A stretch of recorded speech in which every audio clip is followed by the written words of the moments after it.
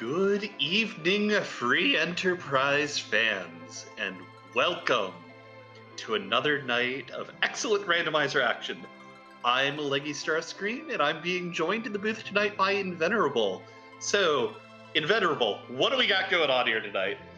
Well, this is, of course, the other half of the brackets. We are in the semifinals now, and both these racers are competing for a spot in the finals. On the left, with the slightly, what would you say, more of like a navy-ish blue compared to the normal one, we have the Maritime Marauder, the hella feared of Halifax, the twice and reigning champion, Dustygriff. And on the other side, with the classic, hard to beat that classic Final Fantasy IV blue, we have the Thunder from Down Under, the third estate that's full of hate, a revolution in the making, PeasantsOMFG. It's gonna be your match. I can't really do a crowd sound just by myself.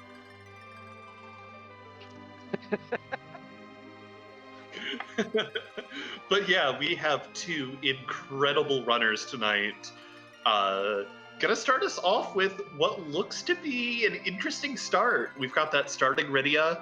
Our two random objectives of the night are defeat Octomam and get Tella. So, looking like vanilla waterfall cave here today. Oh yeah. The Octomammoth, not a bad boss. All it'll ever do is bop you. It can bop you pretty hard in nasty physical attack spots, but it slows down the more you hit it. And a little bit of blink or a moon veil, or even some good cover strats, and it's nothing to worry about whatsoever. Tella, great utility character, great flex character. I love seeing him early and scooting up on ordeals to get all those spells at my disposal. Really as a starter, though, kind of curious. A lot of people just like knocking her down and making it sleepy time to have that ready-made anchor, but you can find a good Leviathan summon somewhere. You can find relative utility in a Sylph summon. Sometimes you just get a Heroine robe and a Dragon Whip and you just beat everything up. Gonna be interesting to see how our racers take advantage of this starting team. Yeah, Rydia is definitely one of those very flexible characters. I would not be surprised if our runners make a beeline to check what summon they get on Mount Hobbs, because if it is, that Sylph, or even one of those stronger ones, that can really help her do some damage here in the early game. Of course, it's also going to highly depend on who she starts off with hanging out. Yeah, you can definitely get, one of everyone's favorite is Team 90 HP. Just have an Edward out the gate. The only duo you can have that puts your starting HP at fewer than 3 digits. But they both can have dancing daggers. They have ways to get DPS going in ways that some other characters don't necessarily. So, yeah, don't hate it. Yeah. And of course, as with all runs this tournament, well, in this bracket stage at least, our runners are going to be dealing with some very limited resources. What's in that starter kit could prove really interesting depending on the combination of items and characters, but we do have to factor in the fact that our runners will be getting basically a set amount of money this seed. And that has caused a certain amount, but let's get into it. Yeah, let's see what that starter kit looks like, the partner, the boss. Lots of good starting info here. Well, there's a bucket of HP. Doesn't really do much for your DPS out the gate. And 39,000 gold ain't shabby. You can definitely get this team rolling with that. Just shy of the halfway mark. It's 50k plus or minus 30. I didn't quite see all of the items in the starter kit, but you do start with the tower key, which is nice for later. But it does mean that the half tower play is not something you really have to worry about, which I know can cause some runners some amount of consternation. Oh yeah, there's always, that thought of when am I going to make a keyless tower gamble? Well, that's not an issue today. If you go there, you might as well plan to clean the place out. But let's see where the divergence is. Both going directly north. Looking at that watery pass, no Tella to warp them right back out, but looking for some high tier loot without any threat of a trap chest. finding some diamond armor, flame spear, like that's passable equipment for this stage of the game if you can find a character who can use them. Ninja Hat's a good pick. Yeah, I mean, like you said with the Flame Sphere, if there's a cane on Hobbs, I'm fine to just pick him up right now. Equip him with that, he can probably get through that fight. But that 10 stack of Medusa arrows is cheeky. I'm pretty sure both these racers know how to manage those to land those petrifications on any enemy that doesn't have the boss bit, too. Indeed. So, depending on where those bosses without the boss pit fall in this seed, those may turn out to be incredibly valuable if it's a particularly nasty spot, or they just might languish in our runner's inventory because you can't sell things. Also true. Little divergence here. Peasants checking the back for some more loot. Dusty checking the shops, find some lightning arrows, but I'm real curious who this character in the bed is. If this is like the only source of Tella in a seed, that's huge information. Indeed. Also picking up that silk web. Oh, that ain't Tella. But better. So yeah, that is going to be really good info for Dustygriff. A Foo on demand, all you have to do is find a sand ruby. If the ruby is early enough, I imagine peasants will go check that, just as a matter of course, if you're just trying to fill up the party. But if that sand ruby is a little bit later, once you've got a party together, once you've started to get some levels, peasants may or may not weigh the value of traveling all the way down there just to see who it is in case it isn't anything exciting. Yeah, I did just spot a couple of notable goodies in that starter kit. There was a samurai bow and an assassin knife. So a couple of other great utility items. And there's Sid. I think the HP and the overall DPS have both considerably increased, and that Sea Neki flag still was kind enough to give Rydia a dancing dagger to start, if, she can stay on her feet. Yeah, while we sit through the dark waves, Dustygriff does pick up an earth hammer down in the Damsian basement, which will be super nice, because I imagine he's going to go pick up that Sid relatively shortly. Oh yeah, Earthhammer's great. Not only does that significantly increase Sid's damage output single target, but that Quake command, if you activate it from the inventory, is great for any multi-target fight in the overworld, especially certain alt gauntlet locations. Indeed. And if we find an early alt gauntlet, that could prove very nice for Dusty. But Peasants is through, has that Sid in tow, and is now giving us a dive into the Antlion Cave. Yeah. Dusty going back for the back of Watery Pass loot at this point. Going to be equalizing with Peasants in that regard. Yeah, I'm sensing that Dusty is taking a bit more time here in the early game, doing some extra looting, while Peasants has the Sid, which is usually good enough to get you through a lot of this early game, and it's like, okay, I'm ready to go. I'm not going to bother with these boxes. Yeah. Ooh. Now, did Peasants go deep enough to get that Siren? I do not believe he did. Excellent freebie to pick up there. Yang loves a Siren, so much of his DPS based on his level. So if we get, reasonable underground access, it will not surprise me to see some eggs popped early. And yeah, Dusty looking a little behind here, but I think that Earthhammer, as well as those 3 vampires he bought in Kaipo, will catch him up quite a bit on these early overworld boss fights once we get to them. Indeed. Looks like he's going to be checking the front side of Hobbs as well. Going to see what that free Rydia summon is. We do find the Baron Guards here. Well, that's one of those enemies without the boss bit. Let's see if these Medusa arrows proc for Peasants. And that is Sylph on Dustygriff's side from the free Hobbs summon. That's a bit tricky then, because that actually gives Dustygriff a much harder decision than Peasants kind of has here. No white mage in sight. That Sylph may be the primo source of healing for this early seed, especially if you put a Charm Rod on that Rydia for the +10 wisdom.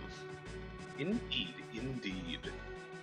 Of course, you know, as you mentioned, people love using Rydia as an anchor, but I can see oh, that's a darkness crystal. Huh.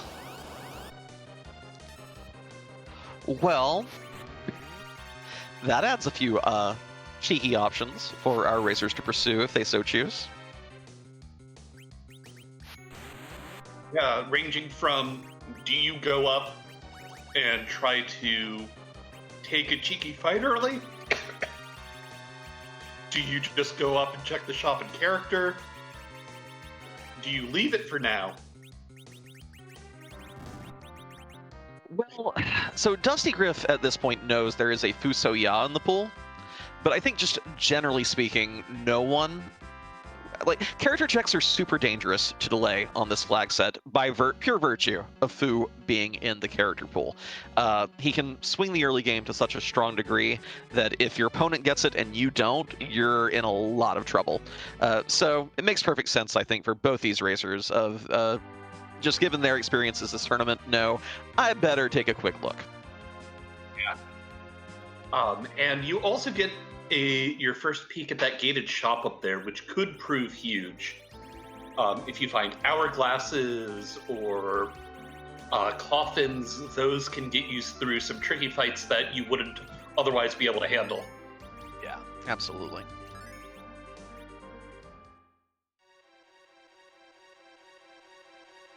And Dusty has elected to let that Rydia keep on standing. Threw a life potion on her before the end of the Pain Man fight to get her first 10 levels. After her MP gets restored, she will be able to cast that Sylph, as long as she's not in the middle slot for 0 MP. Mm-hmm. And like this early on, I think using her for the little extra utility to also get that little extra bit of DPS out is going to help Dustygriff here in the early game. He might be banking on replacing her later as he sees more and more of the characters in the pool. Here we go. Peasants heading to that Hummingway shop. Going to keep an eye out for any of those real nice tier 5 items in here.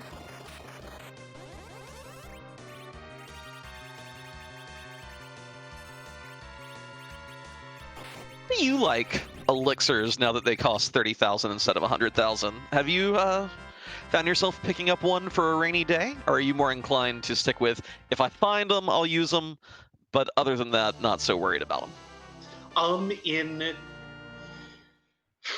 Swiss flags, I will still occasionally pick them up. If I've got money to spare and I know that I have like a character that really wants an elixir for healing, or maybe if I'm just feeling uncomfy going into the Zeromus fight. But in this flag set, where money is such a premium, I don't pick it up, and Peasants instantly setting out of that bard. Yeah, saving the flight back to the blue planet. Of course, in the event that more than one of our objectives is gated by that lunar subterrane, Peasants will have to revisit that cutscene. But in the meantime, I like saving the time, get back, get to making your checks. Don't sit through that cutscene an extra time if you found no actual value on the moon. Mm-hmm.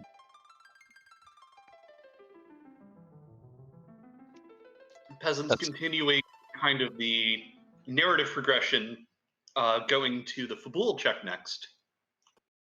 Yeah, this is a team where, again, we have no white mage yet, so Ordeals is a little scary. Finding those Cure 2s is very nice. Now, the back attack spot on Ordeals, Mylon Z, is the most dangerous of the three. Has a source of healing for the team now. Probably a little more inclined for that. No Cecil, no Tella, but you know Tella's in the seats somewhere. Additionally, the full heal that comes before and after the Fabul Gauntlet fight here is incredibly useful. Borgian chat asking, does Edward have use as an anchor at all? I mean, with a cursed ring, any base level character works as a pretty good anchor. Edward's base agility, hold on, I have that chart right here, is a whopping 9, which means he's still kind of usable in that regard. I'd say the far greater reason to take him is if you find yourself gated by a rude Dark Knight Cecil. Well, that's out of the pool. Or you need to do Odin shenanigans. That would probably see our runners head back up to the moon to pick that Eddie up.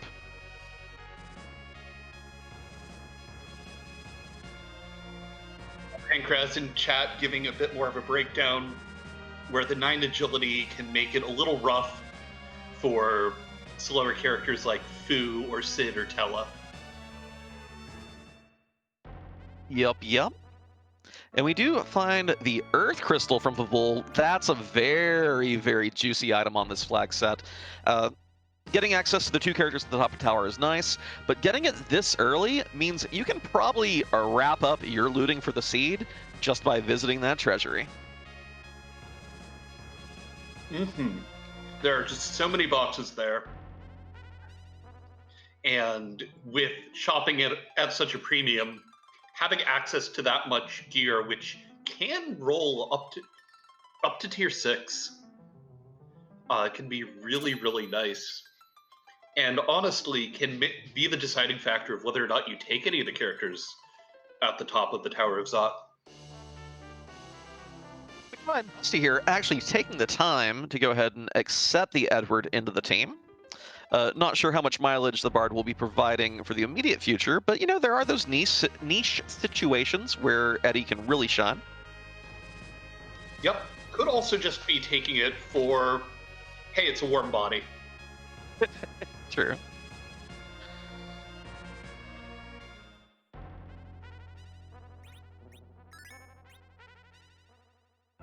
That's a siren, a power shirt, a crystal ring, a heroine robe, a lightsaber, a Gungnir spear, another samurai bow, and a dwarf axe. That's a very good treasury for characters who aren't on the team yet. Heroine robe's great for Rydia early game if you intend to turn her in. By the way, White Lance hanging out in Cave Bahamut, Dusty making the cheeky peek. But yeah, fantastic treasury. I think one of the best ones I've seen here. And takes one look at that Bigot and goes, no. Just no.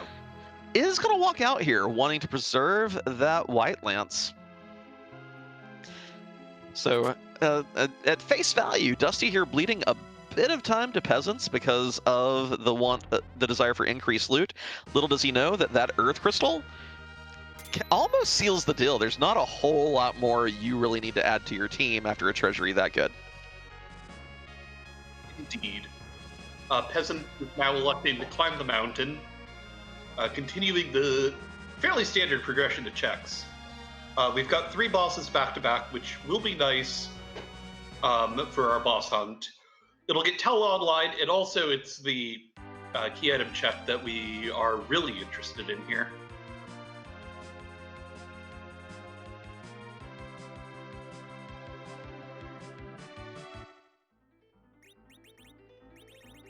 Dusty now following in Peasant's footsteps. So Dusty has a little bit of the information advantage here, but Peasants definitely has the loot and the check advantage right now. A pretty substantial lead. We'll have to see if things like that Earth Hammer and those other goodies, letting Rydia have Sylph, all that kind of stuff, swings this back the other direction. Right now looking very hot for Peasants. Yeah, that's always the calculus you make with looting. On the one hand, it does take time, but if the things you find allow you to get through the later checks faster than your opponent who didn't loot.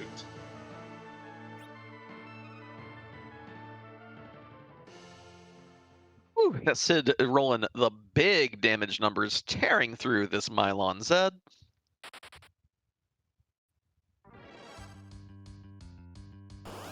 You do love to see it.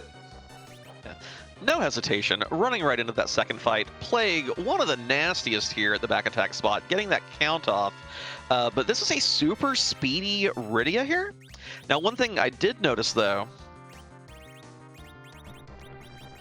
is that there were kamikazes for Cell in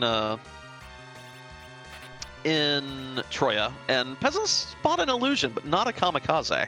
May need to take a fight here and go ahead and knock a character down before joining battle with the eyeball. And since he didn't save before the Mylon Z fight, this could be the perfect opportunity to get two birds with one fiend. Yeah, that's such a tricky thing, though, too, because when your first fight here is so easy and so free, like this Mylon Z fight is, it's a risk that you feel compelled to take. And Plague is one of the Plague, and I'd say probably Magus Sisters, maybe Baigen are like the three ones that you just do not want to see at that second spot. Yeah, I definitely do not disagree with Peasant's choice to run right in there. But now he's through Mylon Z. He has the information of who that second boss is, so we'll see what his plan is after going back to the save point.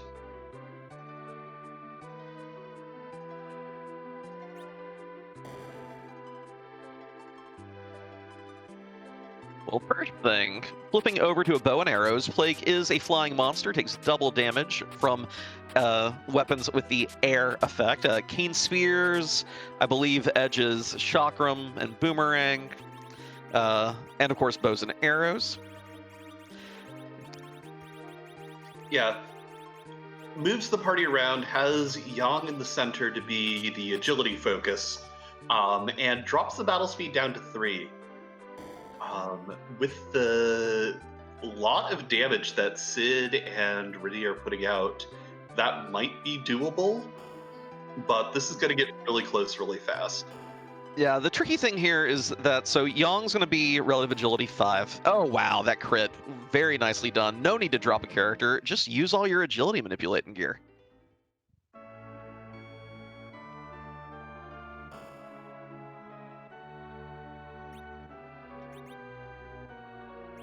Dusty, having raided the treasury, is now running around in the town of Troya, picking up some mute bells. A handy little J item. We've already dealt with the one boss fight that people routinely use them for, the Baron Guards, but they're great for a few grinds and a few trap chests if those happen to be the efficient way through the seed that our runners settle on down the road. Indeed, and unlike Peasants, Dusty does pick up the Kamikaze, which could prove fruitful soon. Magma Key on Ordeals. That will mean no nasty hooker out for us today. But you're going to have to earn it. This may end up being the place where that Earth Hammer catches Dustygriff up a couple of minutes. Dusty also gives us the check into Mist Cave to see which boss is there. It is only the dancing dolls. Oh, so that's a lot of relative freebies out of the pool already. Baron Guards, Kaipo Guards, the dolls, Mylon Z, all these are, things you don't necessarily mind finding, in a lunar spot. Yeah, the only fight that's really been nasty so far, in my opinion, was the CPU and Waterfall. And that's not nasty so much as it is annoying and long. Yeah. Yeah, we have found the other blue robe. Water Hag here, another freebie off the table, and in a really obnoxious spot. Like, this spot normally you can probably kill in like 2 hits. You have to hit the Water Hag 3 times. Of course. Oh, go ahead. Yeah, just thinking, we have all these free bosses. Well, this is going to be a scene for the viewers. Well, you say that, but this could also end up just being every key items on the blue planet. We don't have to deal with nasty moon bosses, so I'm not counting my chickens before they hatch. Fair enough. Oh, and a bonus apple from the alt gauntlet here for Peasants. Of course, can't sell them for the big money on this seed, but sometimes a little bit of extra HP is just what you need. Back over on Dustygriff's side, look. Some days I just want to drink in peace. Why y'all bothering me and my horde of friends? We find everyone's favorite leg, Rubicante. Yep. And Dusty, waiting till the cloak opens here. Although at the very start of the fight, Ruby does not absorb ice, also not weak to it though. Oh, and bad luck. Hitting that bare minimum HP script. Gotta have a nice little pep talk from Ruby before the fadeaway. with how nasty that particular spot can be, I will take the fade out over a wipe every day of the week. Oh yeah. Sadly, this spot is entirely a blank for Dusty with the duplicate Edward and the ninja sword for our stunning lack of current ninja. Yeah. But hey, if you're going to get one, the Masamune is a great one to find. There are 10 characters out of the possible 12 somewhere in the seed, and that Masa definitely lends it to taking edge. Whereas Sineki sometimes says, I have no weapons, and you probably are just going to join me with a Charm Claw. Masamune says, come on board. You are ready to swing, young ninja. Indeed. And Edge still, even with the Sineki nerf to Edge's immediate combat utility, he still has the utility of, hey, are you worried about your grind? Don't worry, I got you. Yeah.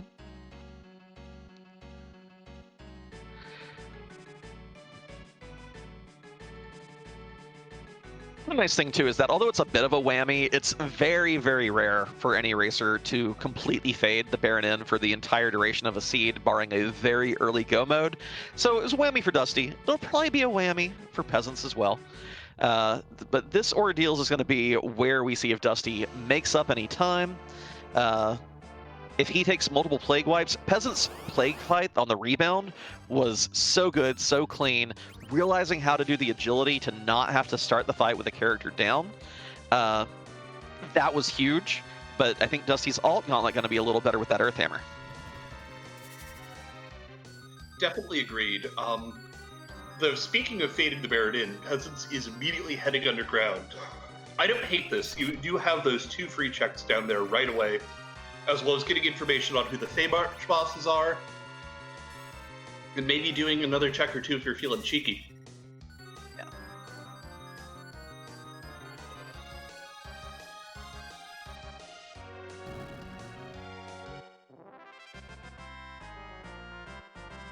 But yeah, Dusty also making huge work of that Sylph Summon.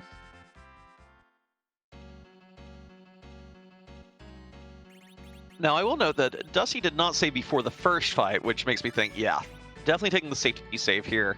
But the question is this play going to get the jump on him as well? Is he going to take a quick reset to take a fight to knock someone down? How does Dusty handle this one? We shall see. Yang is in the center. But no, does not want any of this, does not pass go. Yeah, electing to take the route of preparation.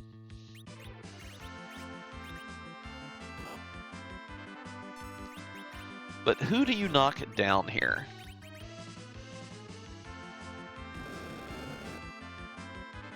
Look at the Edward. Reasonable. Eddie probably contributing the least DPS to the upcoming fight.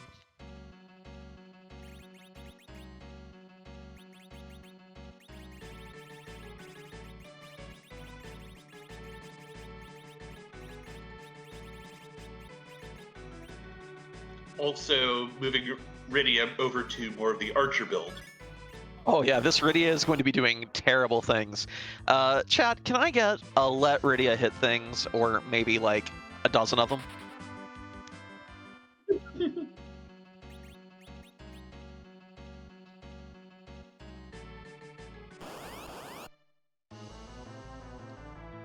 Everyone's favorite adorable murder child.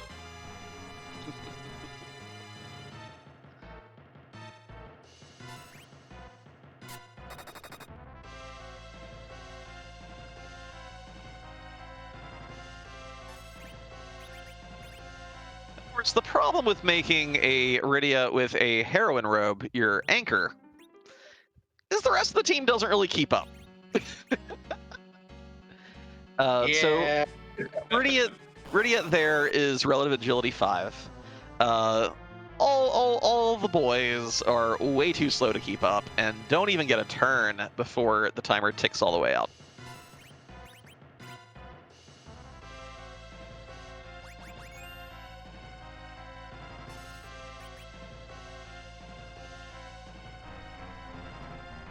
And the other awkward thing is that Plague is also really slow and doesn't get to reapply the count.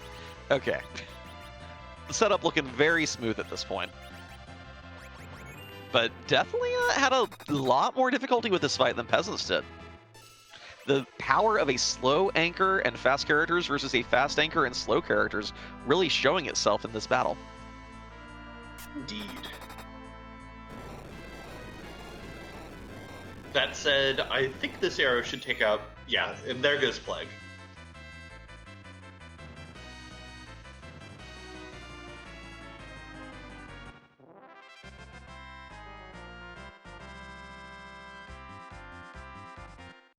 Making a few shop checks would not surprise me to be hunting sirens. Tamra's a town that you never really have to revisit. Dwarf Castle, you kind of want to delay to try to just make the single dip for both your shopping and your fighting.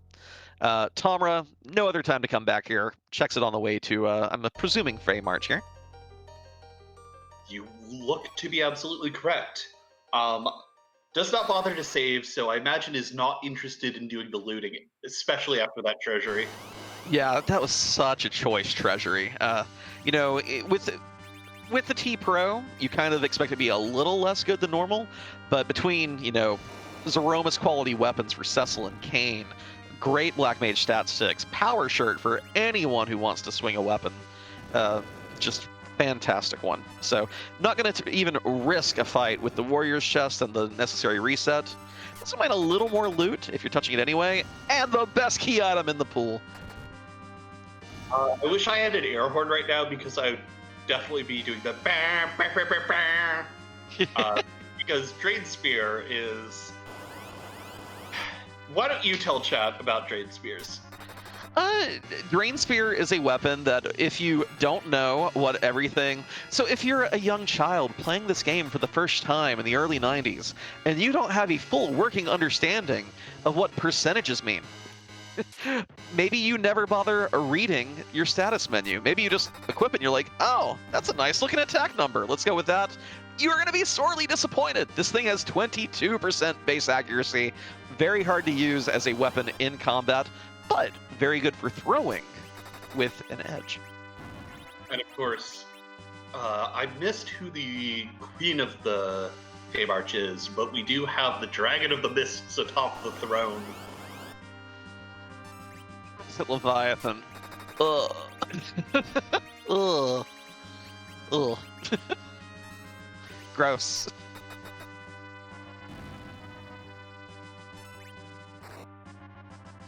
I have fond memories of one of the very first four-way matches in Zema Zone 1, where there was a demist at Leviathan, and I don't remember if it was required or not, but I do remember sitting there while the racers spent a good, like, 8 to 12 minutes fighting it. At least one of the racers, maybe multiple. Yeah. And I can imagine you can't get much damage out because of how punchy it is in that spot. Yeah. And Peasants does find Sirens for sale in the Dwarf Castle, so has a very nice little grind available. I believe that Iridia has enough levels to know stop, so you can ensure your eggs do not hatch on you.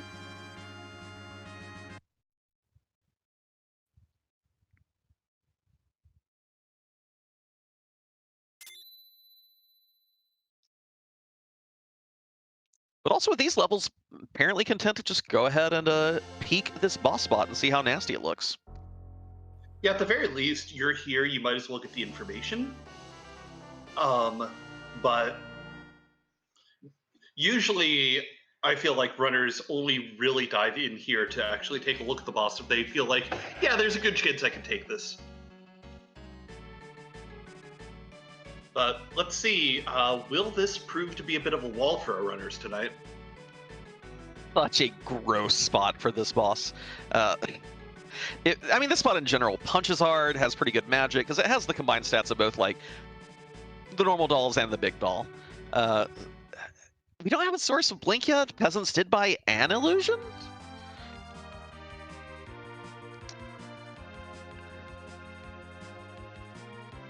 Yeah, that's almost 1,000 damage out immediately on that Yang.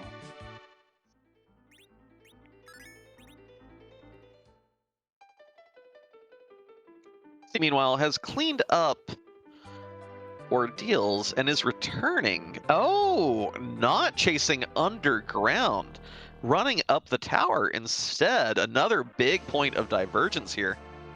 Of course, 2 characters up here, 2 bosses. You get information on who the second Dwarf Castle boss is. And without a white mage in sight yet, I like the double character play. Yeah.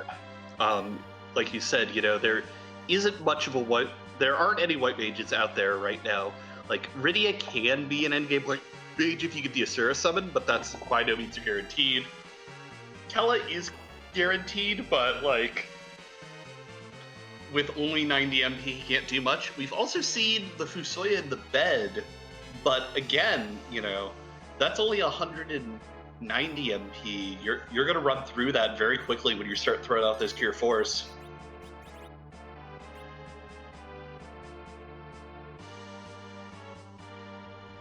It's also a bit of worry, though. Having already found that magma key, that means that both the bosses in this tower could be from that nasty pool. We could find Val, we could find Wyvern, we could find Golbez, and that is a Sparkle.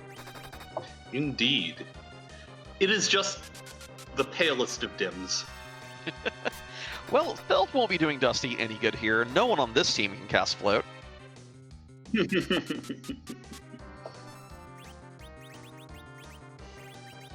But it looks like the physical damage is coming out, just embracing those slow counters. I'll note that Peasants here looks to be in great shape. That Sid was taking so little damage thanks to all the heavy armor and other finds. And Peasants fought the wall, and the wall lost. So we're actually going to see the second bots here a little bit before Dusty makes it through this Pale Dim, I dare say. Yeah. Was initially going to be willing to ask which one of our runners would give us the peak first, but ooh, that sweet taste of vanilla. Yeah, so Peasants here not finding any purchase regarding objectives 4 or 5, hoping to get something good from the key item. It also doesn't improve the party because of the duplicates, so.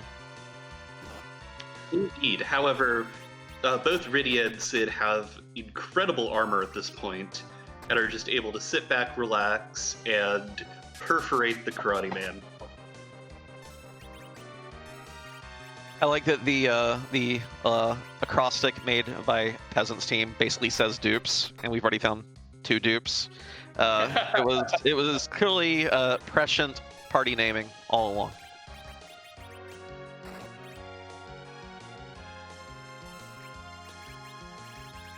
Of course, that 3,000 HP and low physical attack at this spot cannot stand up to Peasants' onslaught.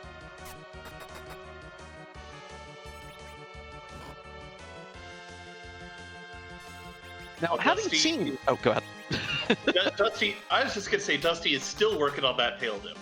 Yeah, this ain't gonna go fast. Like, I wonder, he still has those 3 vampires kicking around. That may actually be better damage than these dancing daggers.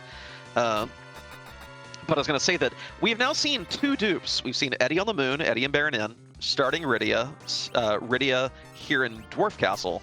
That means we're guaranteed at least 1 new character, because there are only 3... Wait, no, it's... Wait, yeah, there are 3 dupes, right? Yeah. Correct. Okay, I did the math. So there are 3 dupes, which means can only be at most 1 more dupe here. Dusty will eventually get a 5th character out of this, but Peasants find as a package. Speaking of, potential 5th characters. Yeah. And it was Dusty, if I recall correctly, who peaked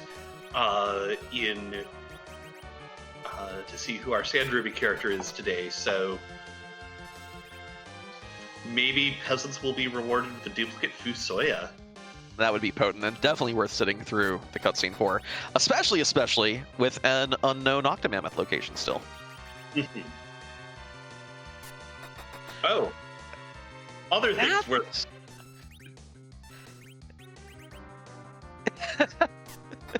Those dolls, they were planning their attack. Yeah, we do have that light sword in our pockets. And the cover is such a good ability. And the Excal from the Forge has been relocated to somewhere in one of these key item checks. Yeah, so I do not blame peasants for sitting through this for this holy boy. Well, the one thing I don't like about it is the fact that Peasants does have the Earth Crystal, so could be making the double character check. If Dusty gets up here and there is a Cecil here just free for the taking, that's gonna maybe give Dusty the advantage back a little bit. This cutscene, this fight in Kaipo, like there's a lot of cutscenes here. Like it's not. We have a cutscene. We have a cutscene. Wait, cutscene fight, cutscene, cutscene, cutscene fight, cutscene. But on the other hand, peasants might be thinking in the back of his head, well, if Dusty finds this a lot. Oh, hi, Rosa. We'll get back to you. If Dusty finds this a lot later, he might not go for it. And if it's the squid, that huge, might yeah. that might prove an advantage. So I don't mind with the boss hunt on the table and this kind of mid-game package running it out just on the off chance that your opponent doesn't. So Dustygriff finds an inverted Tower Azad. Rose is holding Kane hostage this time. I'm very excited to see who these two bosses are. This is going to be a huge deal. Or it could be completely bupkis for both. Indeed. That's the wrong sea critter.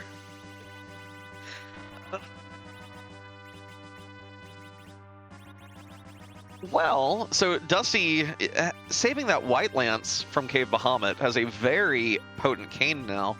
But of course, Peasant's not going to have a very strong Paladin for his team. Of course, I think the real, like, big ticket here is that Rosa. We have a true White Mage. We have the one who has the better HP growth. Porm's utility is fantastic, but if you're picking one or the other at this level in the game, I think I would rather have the Rosa. Mm-hmm. Especially with no slingshot experience in play.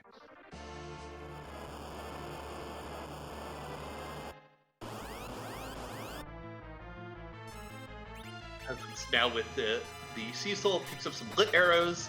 Dusty just finds a old man and his robot. Just looking to see who the boss was. Did Peasants peek the bed to see that Fu? I don't think so. Oh. Yeah, chat confirming that Peasants did not. Yeah. I mean, if you get a Sand Ruby, you probably rush there anyway if you've not already found the Tella, just because of the prospect of, you know, having an objective. But also, let's say that you've only completed 2 of these 5 and you're on the moon and you find a Sand Ruby. All of a sudden, it's a little more awkward about what you're willing to come back for, how to route. So it'd be interesting to see if that information makes itself of importance later in the season. Yeah, especially because we're running out of character spots. We have Baron left. We have the Giant. We have Sprout. Yeah. And that's it.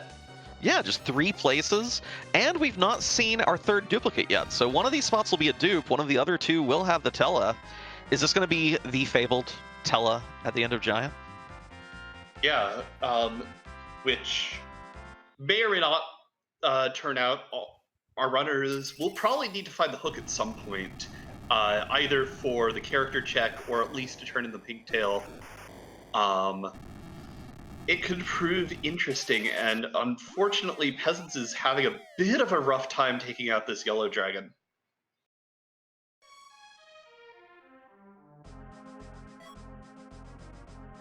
Love how utterly tanky Peasants Sid is, just shrugging pretty much every physical attack off. Of course, the thunder attacks are a little trickier to deal with, but the physicals, nah, Sid don't care. Indeed. Does get it down, does have Cecil up for 21 levels of experience. What did Dusty get from Zod? I was watching that yellow dragon fight go a little off. Oh, pass. There we go.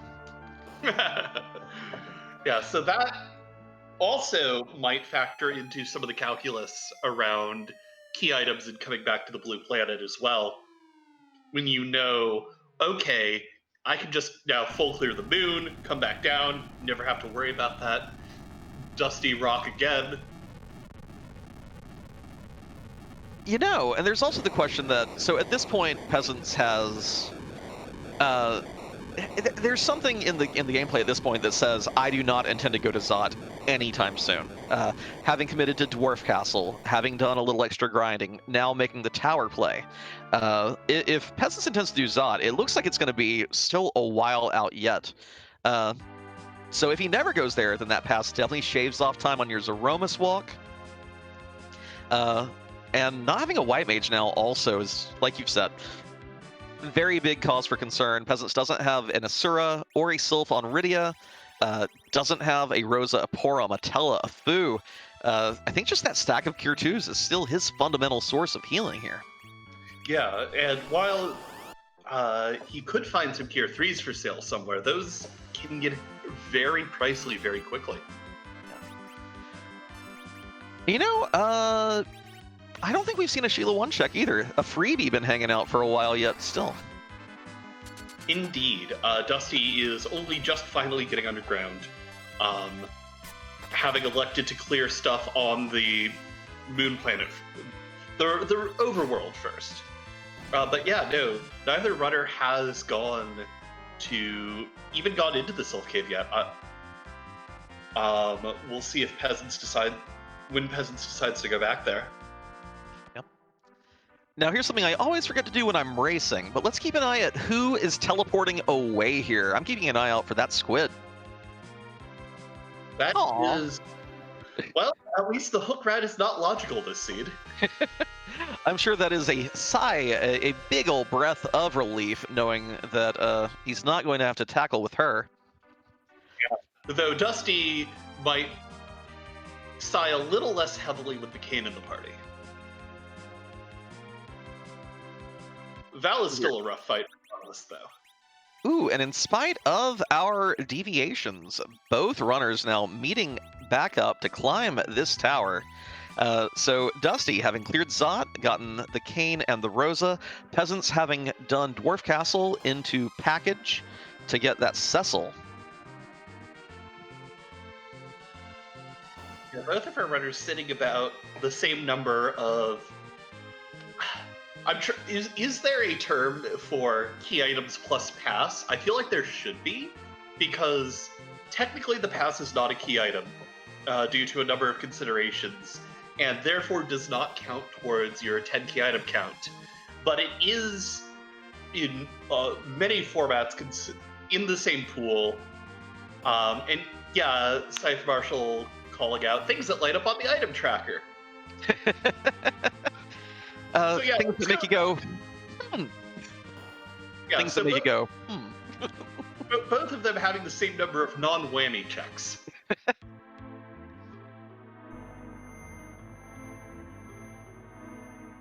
I will say at this point, I'm definitely a bit more fond of Peasant's anchoring setup. The nice thing about not having two characters from Zod is that Eddie can stay lying on the ground.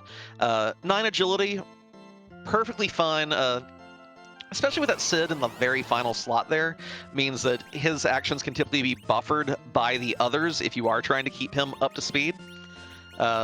So I like that setup a little more in the long run. Did we see a Dwarf Axe or a Curse Ring at any point this seed?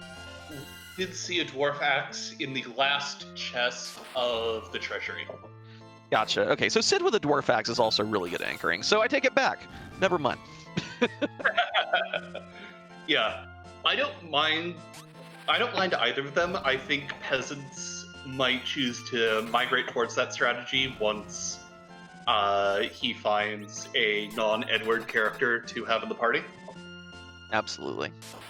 But does get a Baron key from here up at the top of the tower. Oh yeah, I see no reason why both these racers won't be chasing that. Character check, 3 bosses. Well, we did see a boss at the start. Character check plus 2 unknown bosses plus 2 key item checks is huge when you have these kind of hunts to pursue for your objectives. Indeed, and while that Odin spot can prove troublesome, our runners are starting to get their parties to the point of being strong enough to take on most fights. And another quote-unquote freebie bites the dust. Bahamut here in the tower cannon room. And maybe a little less free on this flag set. We hate consuming those star veils when cash is so limited. But another thing that isn't punchy and isn't on the moon. Indeed. So, yeah, we've still got Wyvern in the pool. We've still got Leviathan, Ashura. We've got Antlion. We've got Ogopogo. There's still a lot of nastiness out there. Now this is curious. Wu here, pardon me, not Wu. Wu is the character. Peasants here, equipping that paladin with lightning arrows and a samurai bow. Lightning arrows don't just do lightning damage. They are very strong versus machines and robots. I think we're about to see some cheeky chest checks, hoping for a big old Cecil sword. Yeah, especially because of the T-Max 6, I believe is how you pronounce the flag. But there is a flag on this tournament that limits the best gear you can get, unless you fight a monster, to tier 6. Mute Knife, not actually a shabby reward. I don't think we've fought Magus Sisters or Asura yet, and the quad damage that offers versus them is pretty handy. Indeed. I believe this is the third monster chest we've seen so far. Blizzard Spear is slightly less exciting. All the hits keep on coming, not having to go far to hunt down all these alerts. And for our final trick, well, it's a nice flower vase. Yeah, another thing though, for Peasants, that's actually a pretty good pickup. Does have that Cecil on the team. Cover strats are very relevant in certain boss fights, especially if you intend to try to dive Moon at lower than advised levels. So it's not a bad pickup. Yeah, of course, I discount, sadly only a Boreas. Yeah, that's a bad pickup. We'll call that one what it is. Yeah, and both of our runners are going to see what the tower key item is almost in sync.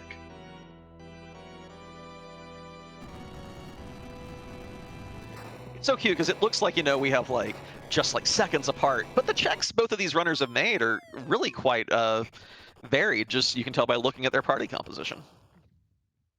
Indeed. This is going to be an interesting one. I still think there's plenty of room for things to shake out one way versus another. Mm-hmm. And I feel like a certain amount is going to depend on what that hook turns into. And both racers, even though the hook does give a free character check down in Eblin, not looking to move that hovercraft just yet. Maybe wanting to see if this is the Tella first, maybe hoping to find a pink till or a rat till and, accomplish multiple tasks at once. But you know what I really do like from Eblin? And that's that item shop. Well, we've seen sirens for sale. I think the big thing we haven't seen, at least on my radar, is Hourglass 2s yet. Yeah, I love the Hourglass 2s. They definitely create a situation where then you don't have to worry about money anymore, just because they really facilitate the Gold Dragon fights on the moon. But yeah, it's very interesting to see whose team is going to reign supreme here. Does the Rosa and the Kain help Dustygriff along, or is it just that Cecil with the bigger strength growth, the lightsaber, the cover strats if you need them? This is really exciting. Yeah, but we're going to finally see who that first face that greeted us was today. And it is the Lunar Dragons. Great spot for them. They don't have a whole lot of HP for you to chew through. Not going to be waiting for the frogs here. And in fact, not even worried about their virus script, just zerking that Kain up.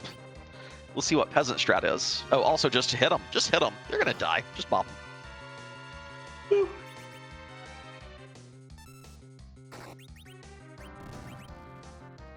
that Fire Claw damage. Yeah, that first one is already down on both sides. Dusty is slightly through a little bit faster.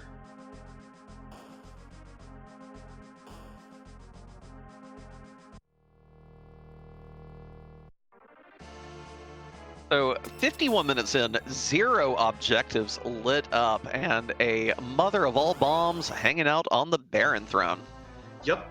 So unless this is Tella, we're probably not going to see another one getting lit up very soon. So here's a situation where Rosa is going to help out immensely. Having access to that burst spell, Peasants is a bit more likely to have to deal with the baby bombs, but actually that might be a faster situation than chewing through the extra 9,000 or so. I know it varies that a spot will give the bomb. Mm-hmm. Although Dusty might not even be going for that, maybe just expecting to deal with the baby bombs as well. Only had one Zerker going. Yeah, I think that was just Kane is my main bit of damage, so we're going to get him Zerked up, clear through the regular HP as fast as possible.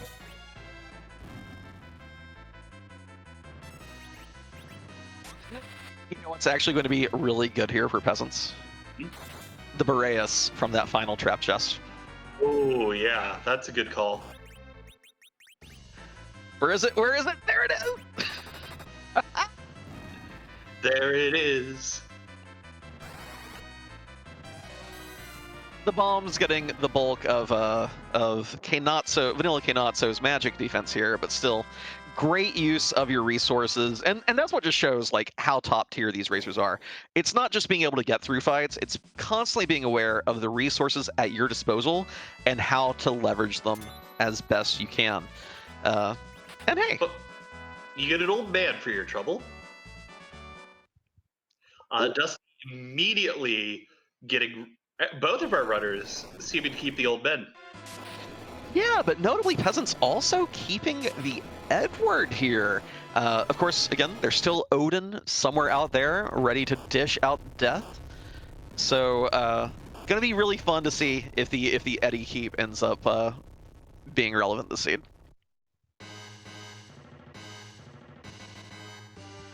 The old man does come out fully powered, at least at this point, so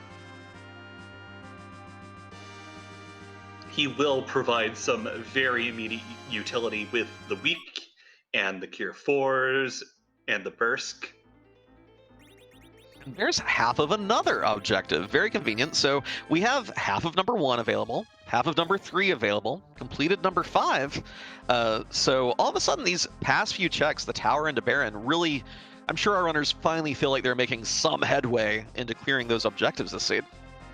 Yeah, that said, who knows where some of these other key items are going to be lurking. Yeah, we did have that early darkness crystal. The entire moon has been available for a bit here.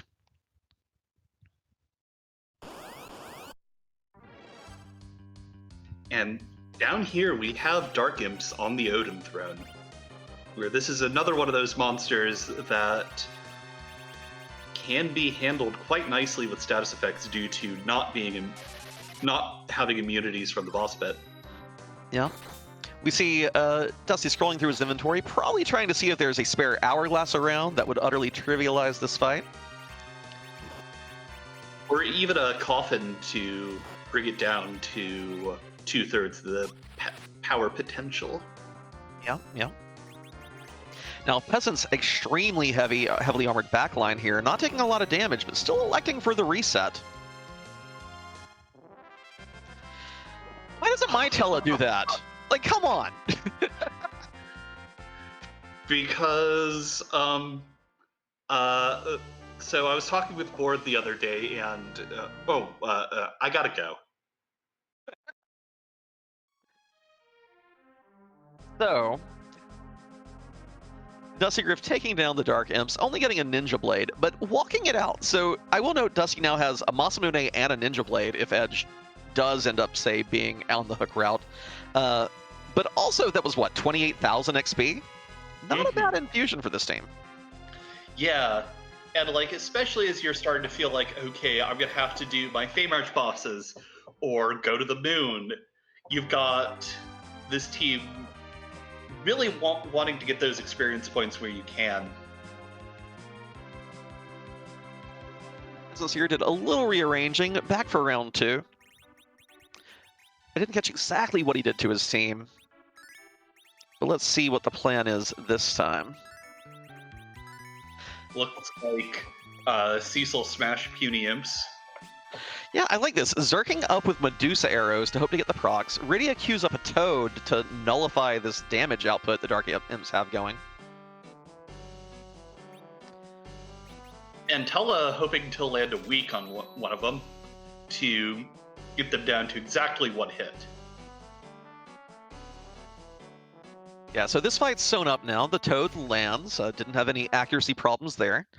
Just an issue of getting through the HP now. So very clean way to take advantage of those non-boss bit enemies.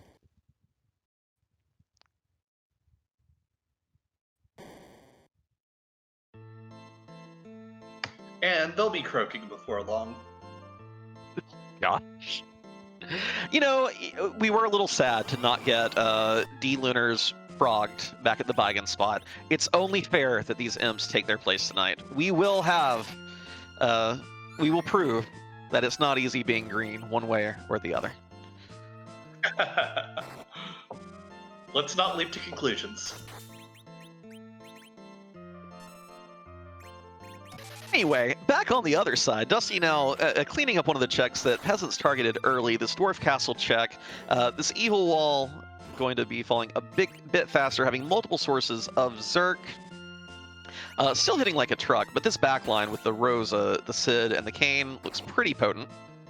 Mm-hmm. Yeah, that nearly, well, actually just over 1,000 hit, almost 1,500 from Kayn per swing is going to make short work of this wall. Peasants is through the imps and elects not to keep the ninja sword or the experience points. Perfectly fine as well. Walking out does take time, and there's a decent chance at this point that you're not even going to find an edge. And with the Sirens, which Dusty had not seen yet, Dusty had not been to Dwarf Castle. Peasants knows, I have my grindstone up. Let me just save, the 40-second walk time. And of course, Dusty also does not have the Masamune, which I believe was from Zont. No, the Masamune was Baronin. It was the Zonk item with the dupe Edward. So yeah, never mind. Then he does have it. Yeah, it's all good. Yee. Probably just factoring, well, if I do get an edge, I'll either ditch it, or if I do take it, Moss is good enough. But yeah. And the pendulums have swung back the other way. Earlier, Dusty was doing Zot while Peasants was doing Dwarf. Now it's the complete opposite. I will be surprised to see if Dusty commits to the package check, though. I feel like he's probably set in stone with his team for the rest of the seed. Yeah, you don't have the character check anymore, so it'll probably sit in the back of his pocket until he checks other bosses that are much easier to get to. Yeah. Well, Dusty does know there's a Foo in the seed, and there's still a dupe missing, so Dusty might make one peek for that, but I don't think he's going to sit through all the rigmarole. Mm.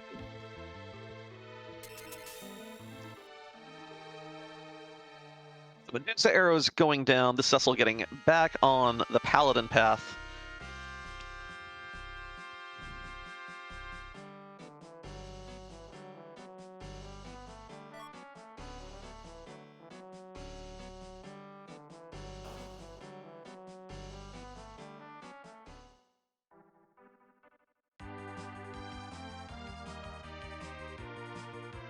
Let's see which way Dusty takes off here. Because has Dusty been down to the Fame Arch yet? Nope. All right. Oh, and you know what? Still, no one has checked Sheila 1 yet. No one. That is still, in fact, true. I hope it's a twin harp into a pan. That's what I'm calling right now, chat. I want a twin harp that immediately gives a pan, and everyone's like, well, why didn't I do this sooner? Right. We know that the box here is just a Drain Spear, but we'll see whether or not Dusty feels confident in taking on the bosses here. Yeah. And Peasant's cleaving through this Peldim so much faster than Dusty did. Turns out having a Cecil with a power shirt and a lightsaber, pretty good. Pretty good for your physical DPS. Indeed.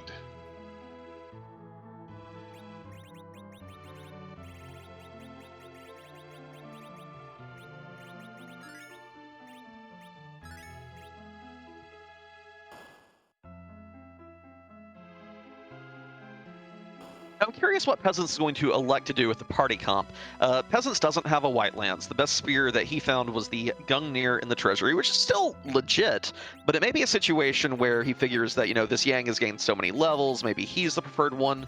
We're going to see if the Rosa is on board. She's the true White Mage here in a way Tella isn't. I'm looking forward to seeing what this party comp looks like after this menu. Yeah. I know what I would do here. I would probably keep the Rosa, which Peasants does over the Rydia, and it looks like he's taking the Cane over the Tella. Does have a Gungnir Spear, which is almost as good as a White Spear. Yeah, it's all right. It's okay. Lots of heavy armor to put on, so Cane going to be a factor from the start. Mm-hmm. Rosa slapping on that heroine robe, getting those samurai arrows and a bandana.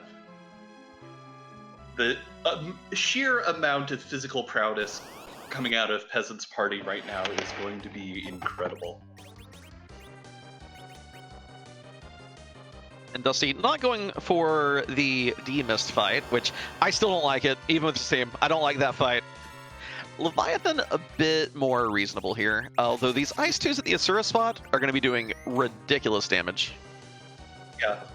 Does check the Yog's equipment, sees the Thunderclaw, so hopefully we'll see ridiculous damage coming right back. Yeah, and pulling walls out, I like this a lot, because Leviathan does directly cast the Ice 2s. Ow. Yeah, directly casts right onto the White Mage. It does break my heart a little bit, though, because even with the Thunderclaw here, Yang struggling to keep up with Kane in the DPS race. Yeah. It's come on, man! You're hitting a weakness! Of course, Sid with the armor is able to tank that Ice 2 hit very nicely. Oh yeah, any bit of Dragoon gear has Fire, Ice, and Lightning, so just fantastic elemental defense, even with how high the spell power is here.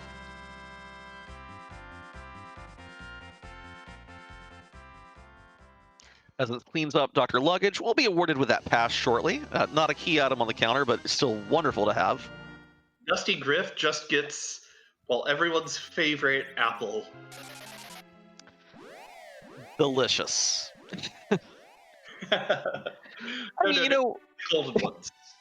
We're gonna have one of these races where someone gets hit with a Big Bang or into Meteo, or a counter nuke for a nerf into a Big Bang, and some important character is going to survive with 48 HP, and they're gonna come to the interview booth and be like, "I told y'all, eat your apples." Eat your apples. And we'll all be ashamed of ourselves for mocking that prize right then and there.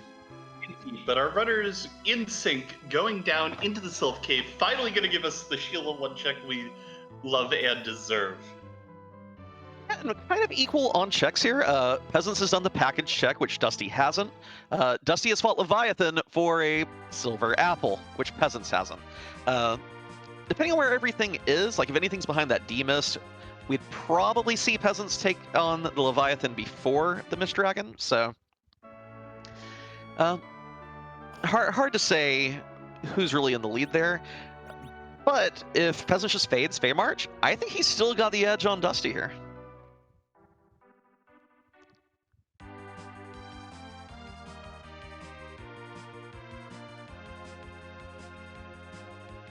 And we shall see what this What wonders Sheila has in store?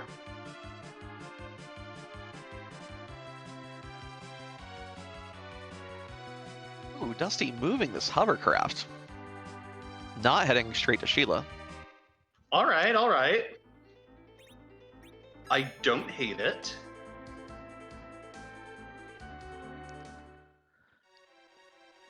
Well, it's not a twin harp, and it's not a pan, but that is a remaining K-main pool check that you can make before committing to the moon. Indeed. And it could still be Lukaki into Twin Harp into Pan. Absolutely. Coffins and hourglasses here.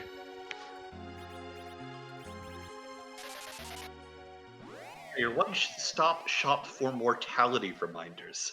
Huh.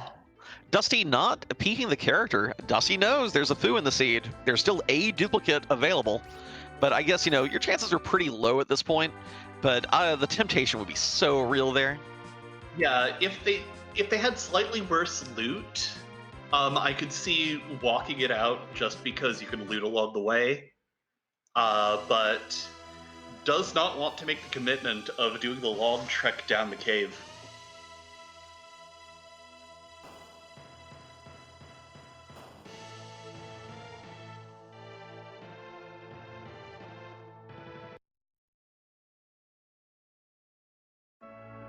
And peasants resetting out of the water-cooled orbs. They are not having a spa day. That is just, when you have a CPU with power of that magnitude, you gotta do what you must. Yeah, invest heavily in insulation.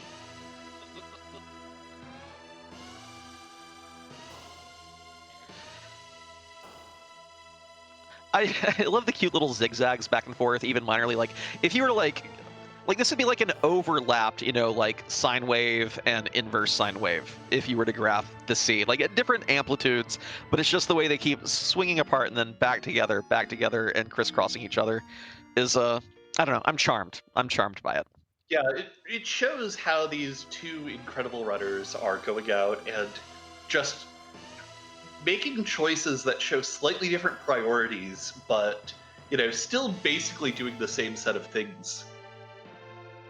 Yeah. And also the seed has provided them both with a variety of options. Sometimes you have races where it is a foot race, start to finish. It's one key item leads into another. There's not a whole lot of really meaningful opportunities for divergence.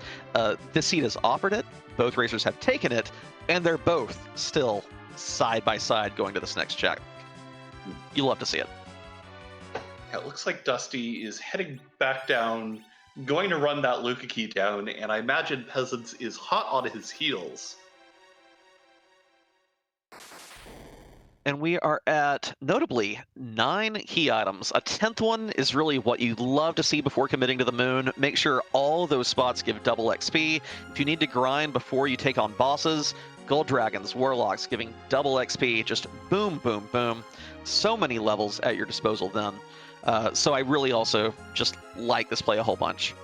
Oh, and chat pointing out something notable about the difference in party composition, namely access to the warp spell.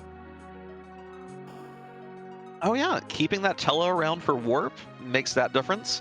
And if we do see moon grinding, having access to the weak spell makes Gold Dragons available in a slightly faster or, big life glitch sort of way. You can still chew through them with the weaponry we found, but they're kind of hardy creatures. Indeed. Dustygriff dropping the safety save, but of course we are going to see what the key item here, well, what the check is here, before we see who the boss is. And I have to imagine both of our runners, regardless of what the item is, even if it's a whammy, taking a look at the boss.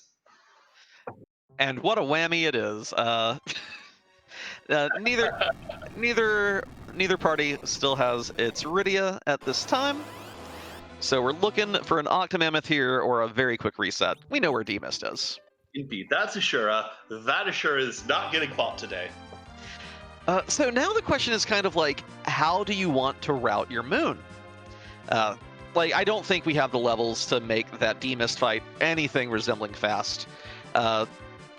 So Dusty knows there's a Baigan at Bahamut. That's disgusting. Who wants to do that? Not me. But you also kind of want to get a 10th key item before you commit to grinding. Do you just go to the bottom of the moon and see if there's a freebie that'll give you a 10th item?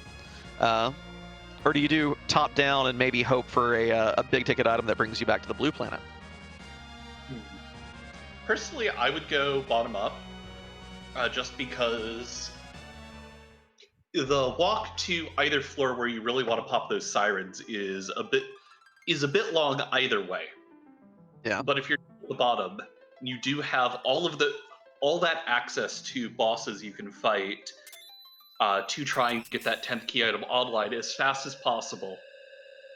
I imagine Dustygriff and Peasants both going straight for that ribbon room for the 2-for-1 special. Yeah.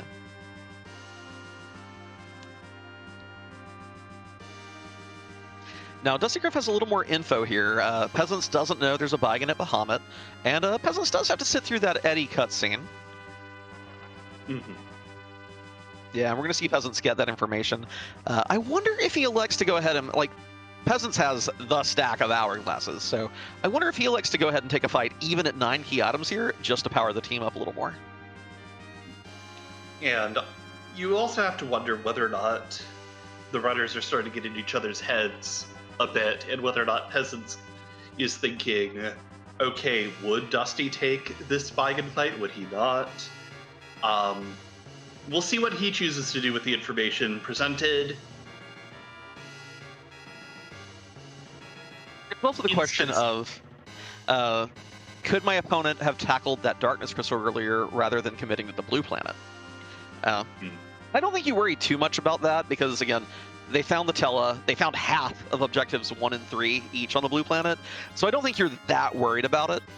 But it's definitely a consideration. Yeah, it's... If you're factoring it in at all, you're factoring it into the question of what checks do I do first, not do I do various checks. Dusty tried to get Odin there in the ribbon room and goes, nah. I don't think that's as bad as we make it out to be. Dusty does have Thunderclaw Yang at reasonable levels. And unlike Leviathan, Odin does take 4 times damage, not 2 times damage. Or you could just fight a freebie and hope for a 10th key item. Whatever. You do you, Dustygriff. What would win? Odin. Summon of... I don't know what Odin's special summon title is or anything. Or 2 corrupted nerds. Hey, they're all royalty. You know. Fair. And Dusty is not looking like a monarchist tonight.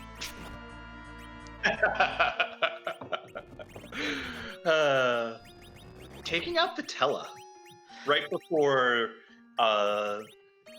both of them become conscious. So might be moving Tella towards that anchor position instead of the Sid. Yeah, at 495 HP. Well, I guess I could just ask chat. Hey, chat, what level's that Tella? What's his agility? Anybody know? I can try to reverse engineer it, but just, you know, curious.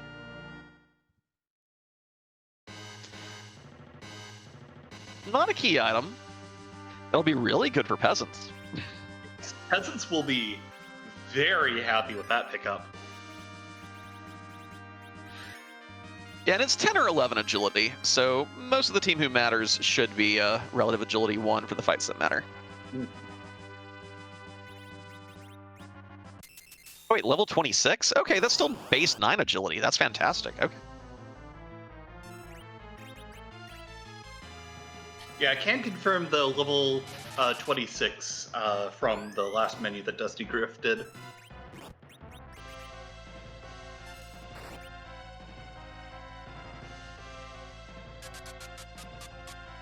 Yeah, I don't hate popping in, seeing that it's Odin, wanting to go for the cheeky check, especially with the chunk of experience that is offered at this spot. Yeah, lots of HP to chew through here. Odin will hit 3 times and then take a little bit of time before unleashing a party-wide Zantetsuken attack that probably wipes the team at this spot. I'm not sure what Odin's spell power is, but you definitely hope to just get the kill before that comes out. Indeed. Jan is doing his best. Tella is getting that lip 3 off for over 7k, which is really nice. That's about 2 and change of the Yang punches.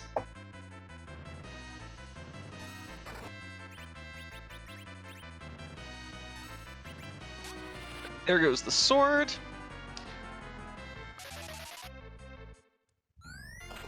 Trying to buffer as many actions here to try to make sure that Tella gets the additional Lightning 3 off, and he does. And that tears it. Awkward though that Tella did get an extra 100,000 XP there. Luckily, Slingshot not on, so he's not getting 200,000. But that is a pan and a black shirt. Yeah. It's real awkward to save Scum a pan when you have 3 objectives to complete for Go mode. Mm-hmm. Yeah, I don't think you run that down right away, but Dusty might have other... Nope, just going for Sirens, I think? Yeah, but you can't do it in the doorway. There we go. Yeah. That has gotten me more times than I care to admit. Yeah. Well, luckily, having that many Sirens, that's definitely more than anyone will probably need this seed. Had the money to spare, so I guess better to have them and not need them than need them and not have them. Indeed. Big thing I'm wondering here is if we're going to see any double life glitch action, or if Dusty will just be content with the 180,000. Well, of course, sometimes it's not just a question of do you want it, sometimes it's a question of whether or not you hit it. Yeah. Anyway, Peasants here is about to be putting the pedal to the metal.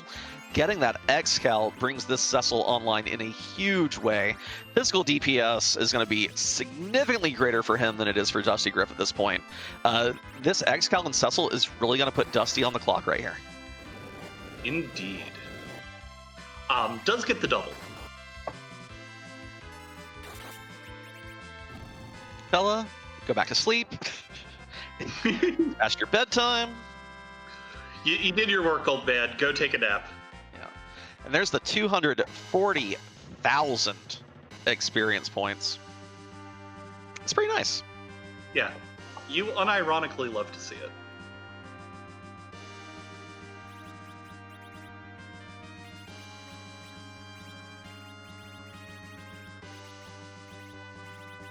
And Peasants here not taking on the Odin fight, electing instead to head on down to the Ogopogo altar. May still be hoping to get a 10th key item before taking the 100,000 and doubling it.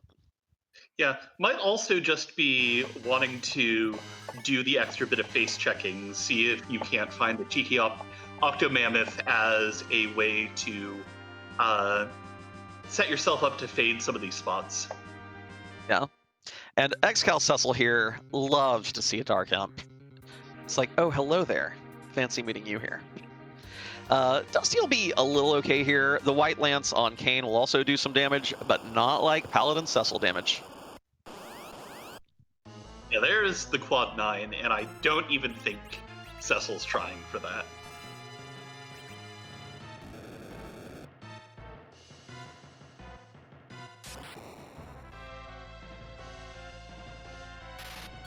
Crunch, crunch, crunch, crunch, crunch. Stabby, stabby.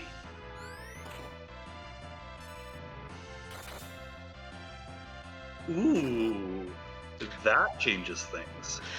That's ridiculously good for Peasants. Having access to Cecil means Peasants has access to cover. If Cecil can't be hit, nobody can be hit. And that makes that D-Mist fight a lot easier than Dusty, who would need to be pumping out blinks during his downtime. Indeed. Still going to be a slow fight, to be sure. Yeah. But it is incredibly more efficient and doable now. Yeah. Oh, I do like seeing Kane getting his quad 9s here as well. Oh, yeah. Look at him. Look at his smug little face. Stabby, stabby.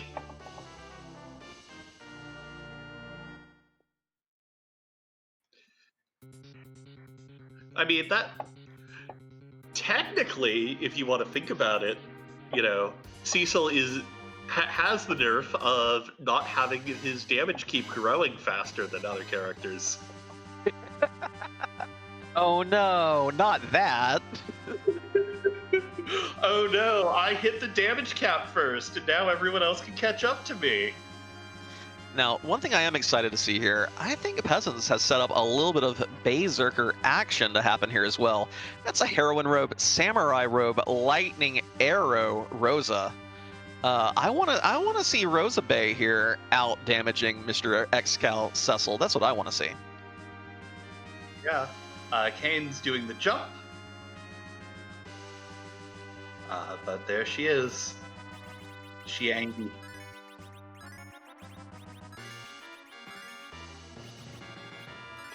Odin did not like that smug face.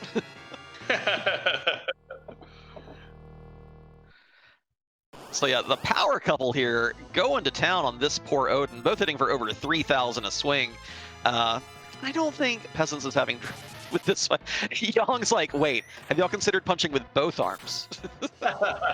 Gosh, this damage is filthy. Hey, there's a squid. Yeah, so Dusty's definitely going to be happy to see this here. Getting that extra objective off the table and out of the way is, you know, kind of the name of the game. Oh, yeah.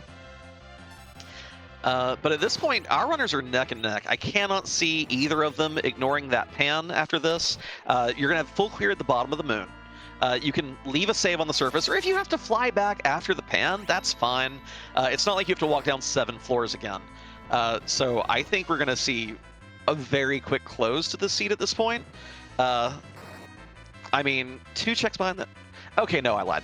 I want stuff to be behind that D-Mist. We're going to sit through a 5-minute D-Mist fight. Are you ready, Leggy? Oh, I am so ready. I've been ready ever since we saw that. The real question on my mind for these runners is, do they check the Pale Dim Altar before running down the pan?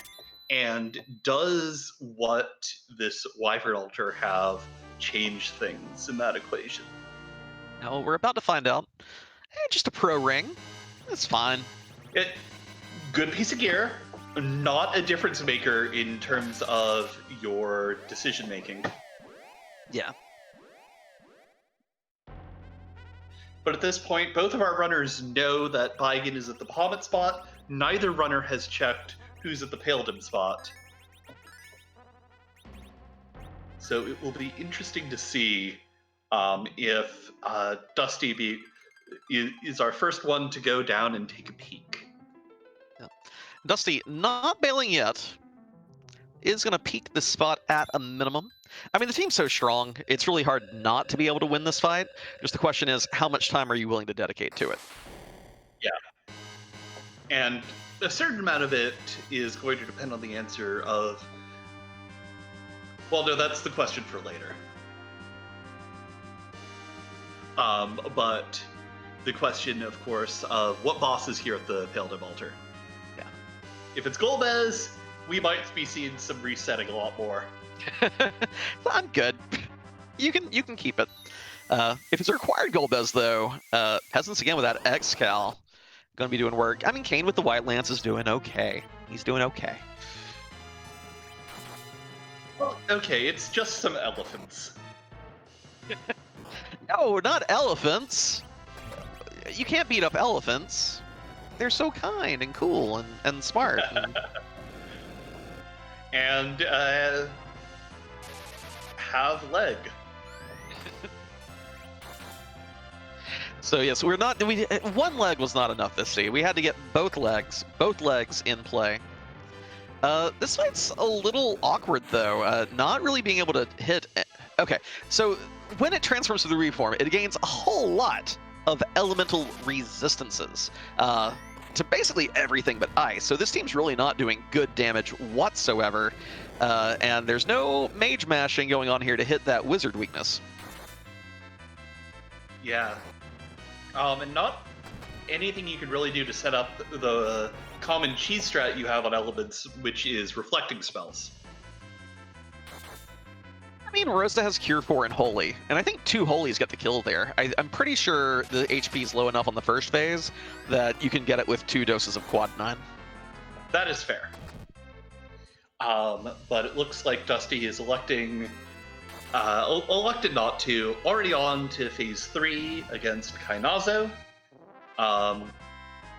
But Ooh. at 7,700 out of Yang, taking up Turtle. Kane's so jealous, he's like, I wanted the Holy weakness to hit, and that is a huge get. Oh my god, Pink Tail here. I don't think we're seeing a Baigan fight or a D-Mist fight now. Never mind, I take it all back. Nope. Rosa is very out of MP, so Dusty's like, hey Tella, we got a job for you. So that puts a pin in objective number 3 once Dusty turns it in. Peasant's going to be very close behind. Not going to see any reason not to take this fight. So now it's just a Twin Harp or a Legend Sword for Go mode. Indeed, and we do have the 2 key item checks from the pan floating around. So if those prove fruitful, this seed might be wrapping up very soon. Yeah. The one thing about doing the bottom of the moon, getting the 10th key item, having the gold dragon fight, both these runners are Z ready.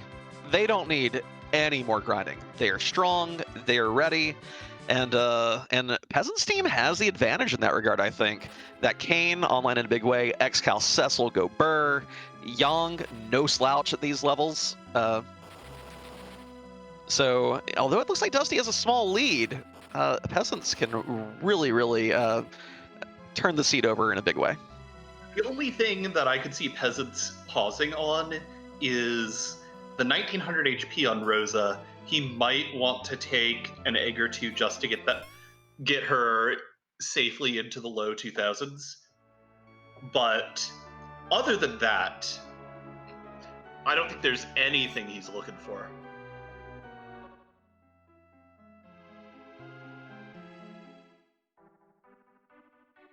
Well, that's one whammy.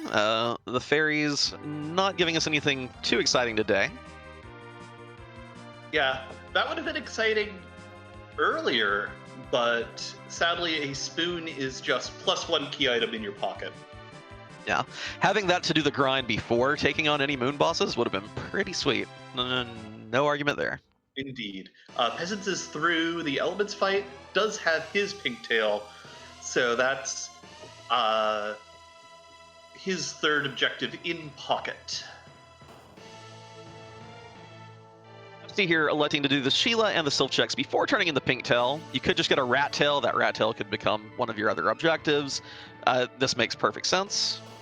You don't get a rat tail, but you do get go mode. Ooh. So now I'm very excited to end up discovering where that Legend Sword is.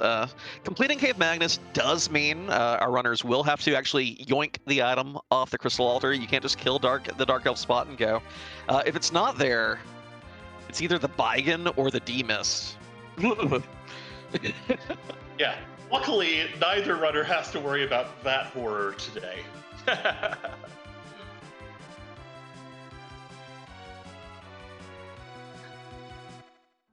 Though, chat, it does make one interesting point that might prove a interesting decision for Dusty.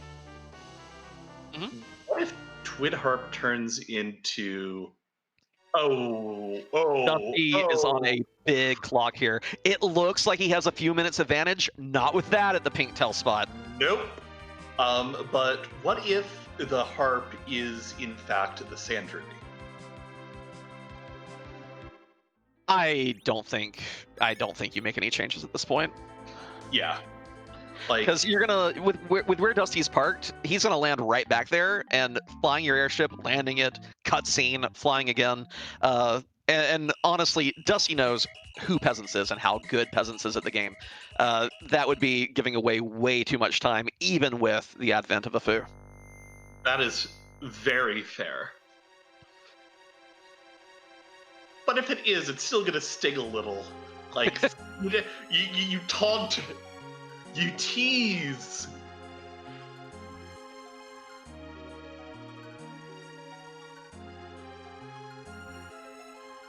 Peasants here, about to also get the same news. Oh, hey, it's a go mode. Isn't that the Zelda boss? No. That's the name that, you know, the fake name they'd give back on the 1-800 collect commercials. Got it. We had a key item. It's a go mode. They found a key item. It's a go mode. Deep cut for the over 30 crowd. The other nice thing about this setup is that by doing the Silk Cave first, both of our runners are going to have slightly lower HP totals to hopefully get through this opening Dark Elf cutscene a bit faster. Yeah, but we found that Protect Ring. And that Protect Ring, well, it protects against fire, ice, and lightning. It also protects against us blabbering on. Oh, an excellent point. All right, chat, you know the drill. Enjoy the tunes. We'll be back after this fight, and then we'll be gone again immediately for probably another rendition of the Twin Harp right after this one. Encore, Eddie. Encore.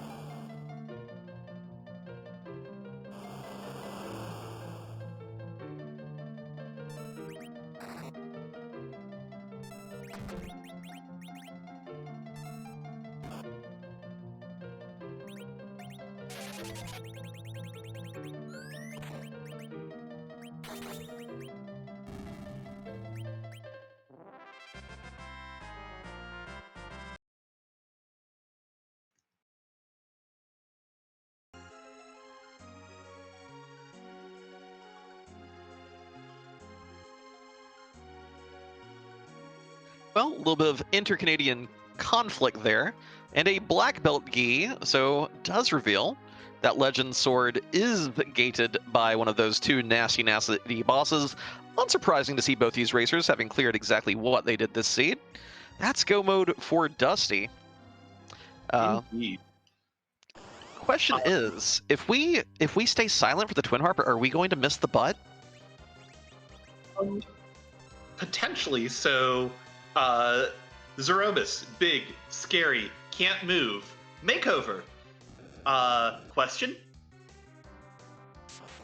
Cute. Scary.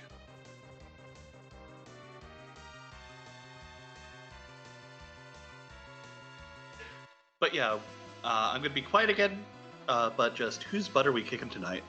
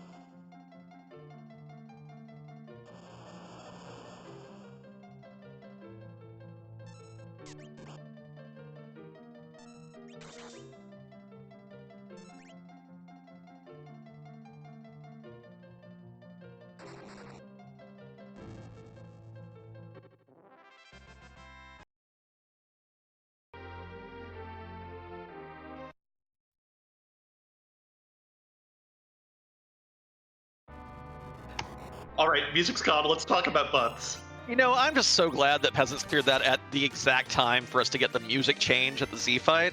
I love this song so much. And that is a fantastic butt to have to kick tonight. Look at his little mustache. Right? So Dusty, you're pumping out the damage, but Peasants is going to be hot on his heels with Crystal Sword damage to boot. I will say that with the levels in this party comp, Dusty probably doesn't have to worry about any kind of full power Big Bang into Meteo. That Yang and that Sid both at 4,000 HP or higher. Kane with over 3,000, so not too much to worry about on that front just because of all those moon levels we received. Looks like Peasants doing a little last-minute equipping, taking that samurai... taking that heroine robe off of Rosa to make sure that she's up to the challenge of keeping these boys alive. Yeah, but Crystal Sword, Power, Robe, Cecil, gonna really be buzzing here at the fight. Oh, definitely. This is really going to be a question of whether or not Peasants' power is able to overcome the lead that Dustygriff has going into the fight. And it's kind of curious because ultimately, let's go over, this fight's very simple, try Zerk, cure 4s, Dusty may try for an nerf, probably not with these HP totals, don't expect that to happen. Peasants is going to have that Crystal Sword Cecil dishing out the damage, may feel a little more compelled to nerf. Rosa has about 300 fewer HP. But the big difference in the checks, Peasants went for the early Cecil via package, Dustygriff got the early White Mage via Zot and never made the package check, but did fight that Leviathan at Asura. So the power of the White Mage, perhaps, a little more overwhelming than the power of a really strong Paladin over the course of a seed. What do you think? Potentially. I don't think it was just those checks alone. I think it was a certain amount of Dusty taking the time, doing some extra looting, getting the tools needed to get the rest of this party up and running, having that white spear for Kane, for instance.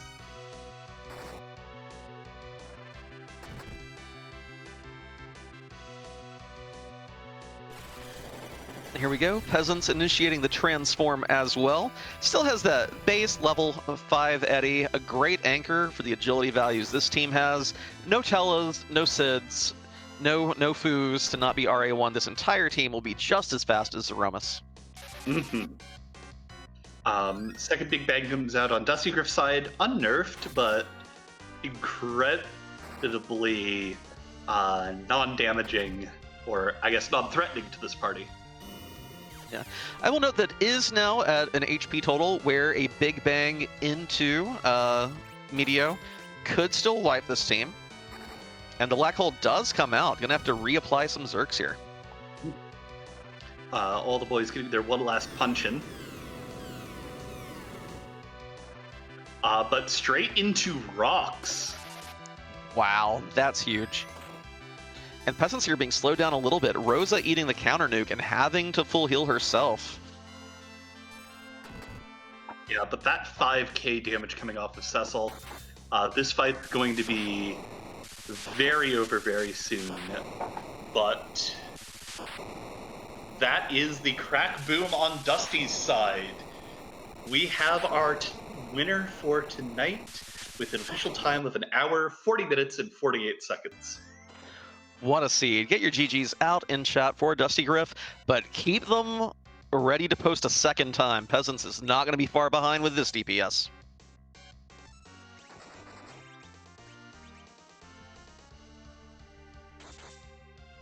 What a seed. What a... The seed offered so many interesting divergent routes that our runners took. And, like, I don't think either of them made bad choices based off the information they had. Oh no, not at all. And the fact that they both ended up here in the same fight at the same time, I dare say that if there was even one more fight past this point, that Crystal Sword Cecil would have made the difference. if there was a forced fight versus that Baigan, or even that D-Miss with its holy resistance, I think that swings things back the other way here. So it was that edge of a knife, and that's how close this match was. I can't wait for game 2. Do they have it scheduled yet? I would have to double check. If we get either of our runners in here, I'm sure we can ask them. Well, here, I'll pull it up while we're waiting to see if either one joins the call. Scala says Friday at 8. Oh, excellent. Excellent. So yeah, if you thought that race was close and exciting and good, just stick around for round 2. It's going to be a great one.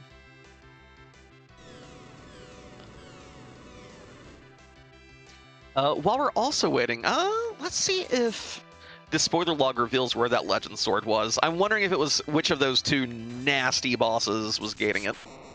Indeed. And while we wait, I just want to give a shout out to Alice, our wonderful restreamer, Tybalt, our wonderful tracker.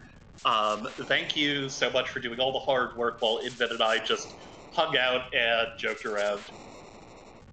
Yeah, huge shout out to the restream team. Huge shout out to the runners too. It's been a blast tonight, and I believe we are joined by Dustygriff. Dustygriff, GG. Hey, GG's.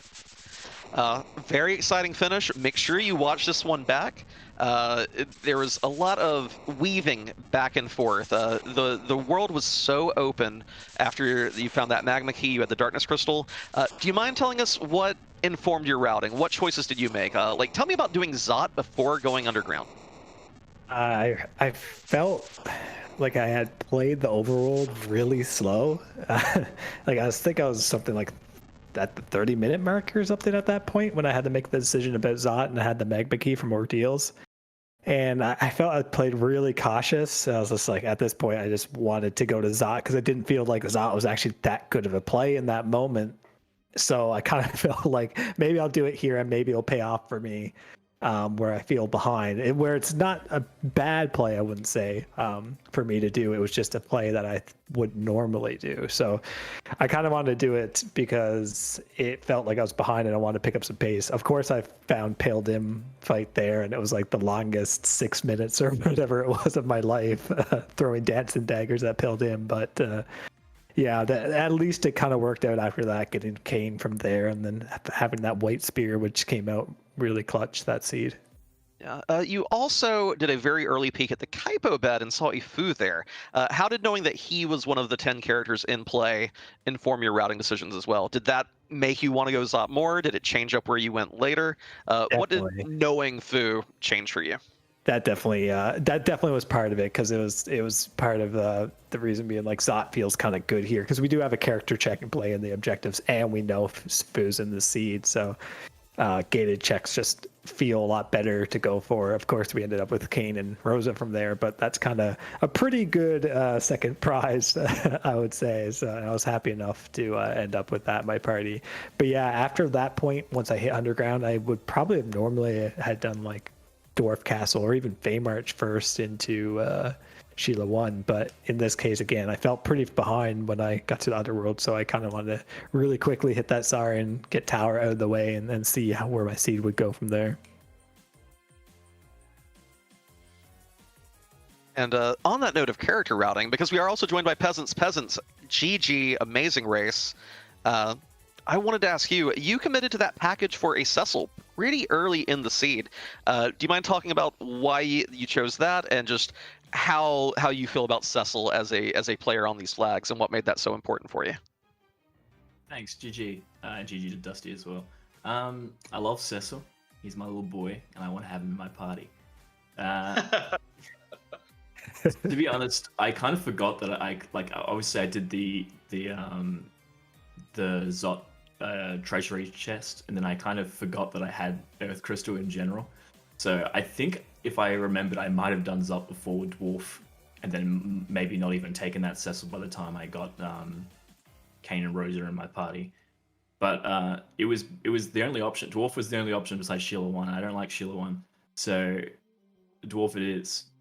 And there was no really way to grind. There was no decent way to grind, nor would my team get very much from a grind.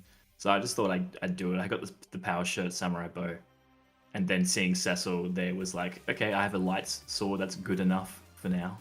But I did end up doing a few extra checks when I was done looting to find something better than a light sword, which might have cost a little bit of time. I do think that if there had been even one more boss check in this race, the Excal followed by the Crystal Sword probably makes up that time for you. So I agree, Cecil's a beast. So I thought it was a good gamble, and it very nearly paid off. It was great play. Leggy, what do you think? Yeah, I guess my question was, what would it have taken to drive either of you to taking that D-Mist a little earlier, or the Baigen? Like, both of you obviously made a whole lot of really good plays that paid off. You finished, but I'm curious about what plays you saw this seed that you didn't really want to run down. Pretty close to. Oh, sorry. I was pretty close to really quickly. Well, not, I shouldn't say really quickly. D-Mist would not have been quick at all there. But my mind was kind of, if I keep doing some character checks and I find Fu, I would probably come back for D-Mist in this instance, because Nuke solves a lot of life's problems. So it would have been worked out kind of fine here. But yeah, that D-Mist I did not want to deal with at all in the seed, because with my main damage source being a White Spear Cane, I could have switched to Gungnir, which would have been okay, but still would have taken like too much time, and I just typically don't feel super comfortable using that amount of time on one check, even though it can lead to two and possibly go mode. Yeah, it felt pretty rough, and the Baigen was just like, I hate Baigen in that spot. I do not want to touch it. So I think the exact same goes for me. I would have had to have had a Fu with Nuke to even attempt it, and even then I probably wouldn't have wanted to make the walk down for a slow fight. Penguinator once told me, like in Highway 2, he said peasants never do a D-Mist Leviathan. Like, he just told me that on one of my asyncs, and I've stuck to it. I never do them. It's a lesson much better learned by someone telling you than finding out the hard way. So you made it through that unscathed, unlike so many of us. To go all the way back to the start of the game, the Rydia Edward power team start. You did get the sit on Hobbs, but how did let's start with Peasants this time. Peasants, how did the starting Rydia and Edward, how did you plan, your anchoring? How did you plan to bring these characters online and make use of them? Or did you just think, they're both garbage, let me just rely on this Sid? Like, what was your plan for your team when you saw that early first 3 to 4 characters? Oh, sorry, it was Rydia Young, Eddie on the moon. Yeah. Still. So Rydia had Dancing Dagger, and I also picked up the Samurai Bow pretty early. So I was like, she's not getting downed initially. There's no way. Like, she's my DPS right now. And then once I got Sid, I was less stressed about any sort of anchoring. And then I ended up checking the Edward and seeing him up there and being like, okay, if I need another anchor, I can get one on the moon. That's fine. And then getting the Zot, like chests, getting double Samurai, getting power, getting heroin. It's like, Rydia is definitely my DPS. Like, Rydia and Sid are both going to be doing just as much damage as each other throughout the overworld with those items. So I ended up just being like, I'm just like the 1C where Rydia is not on the ground for me, which is very rare, I'd say, for the way I play. Now, Dusty, you found some other tools though. Like, notably, you found the Sylph Summon, you found the Earth Hammer. Those things in the early game, how did that change up your early party strategy? it felt kind of good to find those, but at the same time, it was like, once I saw Sylph, I was like, oh great, I kind of did a lot of looting and Sylph is just here. And also, I didn't check Rydia's tools before, her equips before I did all that. I was like, oh, I just spent like 12,000 gold on vampires, but she has a dancing dagger anyways. And Sid is on Hobbs, and he can use so many other weapons. So it felt kind of bad for me early because I did a lot of looting early, because a start like this is one of the weakest starts you can get. Rydia and Yang, you can make it work to be pretty powerful, especially with the dancing dagger. It works for a lot of things, but yeah, I was kind of playing very cautious, and it almost bit me a little bit But I think that White Spear find in Bahamut Cave kind of worked out super well for all of it. The Earth Hammer is really good too, actually. That did do a lot of work for me in different spots in the seed. But yeah, that's kind of why I felt pretty behind after the first little bit, because I did a lot of looting and a lot of tools were kind of just given to us after a while this seed.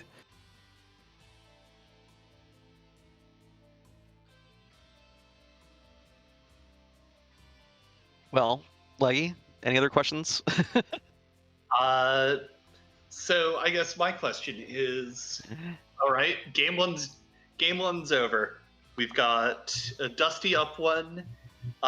Anything you want to tell your opponent before going into game two from either of you? Hey, GG, man, that was a sick race. I'm excited. GG's, that's all I can say. Yeah, No, I told Peasants I expected it to be this tight, and the reason why I played so cautious early, because I know how good Peasants is, and also the reason why I made it a lot of the decisions I did is because I felt like I was being outrun this race. It kind of worked out, luckily, with the things that I found, that it turned out that way. But yeah, I'm like, I've said this for a few series, and I really kind of do mean it, in that I kind of hope that series go to 3 games, even though I want to continue on. But yeah, I'm definitely looking forward to Friday night. Don't worry, the series will go to 3 games. I promise you that. Here we go. Finding a little bit of trash. There we go. Thank you, Peasants. yeah, but like wholesome, respectful trash, which honestly I'm super into. It's hard to trash talk with the first seed. It's tricky. Yeah, both of you are incredible runners, and watching both of you tonight was wonderful, and just being here to talk about it was an honor. So thank you both so much. Thank you all for the restream. Yeah, and GG's the end of Peasants, if I didn't say it earlier. And thank you all to Ben and you, Leggy, and Tybalt and Outsol for restreaming. Appreciate it. Yeah, agreed. Great night. What a great couple of racers. What a great team. Oh, I love it.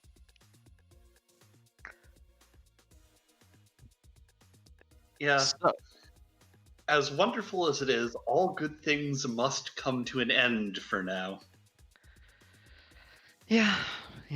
But tomorrow night, Thursday, 8 p.m., we got Dia Pancras Game 2. Friday night, 8 p.m., Dusty Peasants Game 2. These semifinals are so incredibly good. But what are we doing tonight, Leggy? Where are we going? Yeah, we are going to run off and raid Soko, who is doing some supermarket sweep. Obviously, go on, cheer on Soko, but whatever you do not spoil this race, or the Moon Baigan will eat you.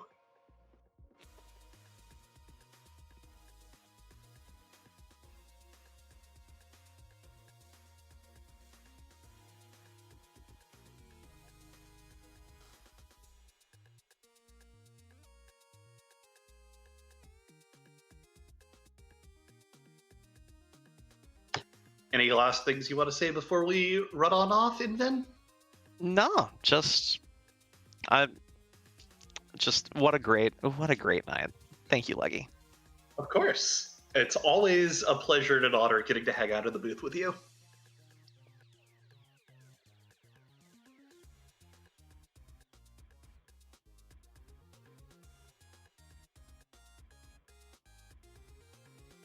And while Twitch is being awkward, knock knock. Who is it? I probably should have thought of a joke before I started it. Oh. Well. Huh. Well, I think it's just going to rate automatically once the full minute counts down. So, why do Ali's buttons always break? Can we talk about this? Why do the monsters keep increasing? Why do the monsters keep increasing? That's, of all the questions in this game, is that ever actually answered in the lore? It's I think it's implied it's because the crystals are thrown out of balance and or Zemus's influence in their minds. I mean, that makes sense. I guess I was hoping for, a more direct confirmation of like the big sweeping opening question they give in the main title crawl. Oh yeah, but I really do. I mean, because like, okay, so like Zemus like takes over Golbez's mind even, and then that trickles down to Kane. Like I feel like there's a whole lot of like major mental control going on, and like maybe the bulk of the mind control is being directed at Golbez, of course, but there's still enough like energy on the beasts and monsters of the land to really like give them like pump them up a bit. I wonder if, because a lot of these beasts do have elemental properties, I wonder how much of that is a factor of those four fiends. Oh yeah, that too.